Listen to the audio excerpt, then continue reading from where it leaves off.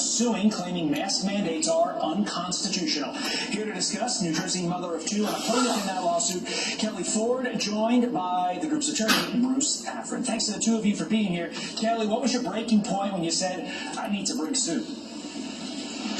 My breaking point was around spring of this year. I thought that things were going to just go away because this all started under a temporary emergency order. And as the time went by, I saw it not going away. I saw it becoming a new normal.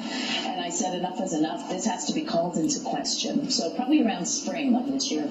Bruce, you're taking an interesting legal path here, going with a First Amendment argument. I've heard you say on other shows this is kind of unique. Why did you make that call?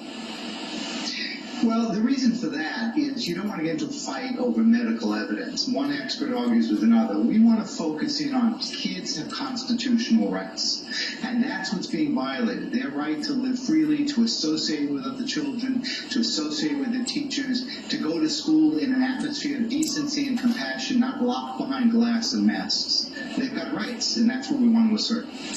Kelly, your personal situation is unique. Obviously, you are dealing with your two children, and they have some situations that sort of probably led you to the conclusion that you reached. What do you say to critics who say, just put on the mask? That's true. I say you haven't walked a mile in the shoes of people who cannot wear masks. My son cannot wear a mask. Not only is he on the spectrum of Asperger's, but he has epilepsy that's controlled with medication, so wearing a mask is not even possible for him. It puts his health at risk.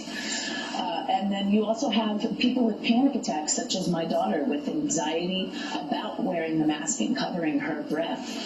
So those were two big things that make me say to people, just hang on, let me explain to you, like my son is being isolated from society now because of his disability.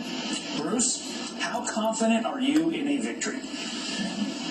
I feel very strongly, we can't guarantee a case, but clearly the Supreme Court has said children have rights in the school. These children have lost all ability to function normally.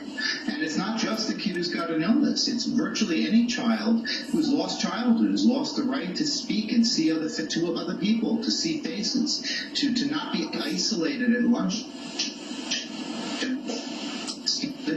All right. Really, this isn't children's rights, and I feel strongly we prevail. The state has declined to comment on this case.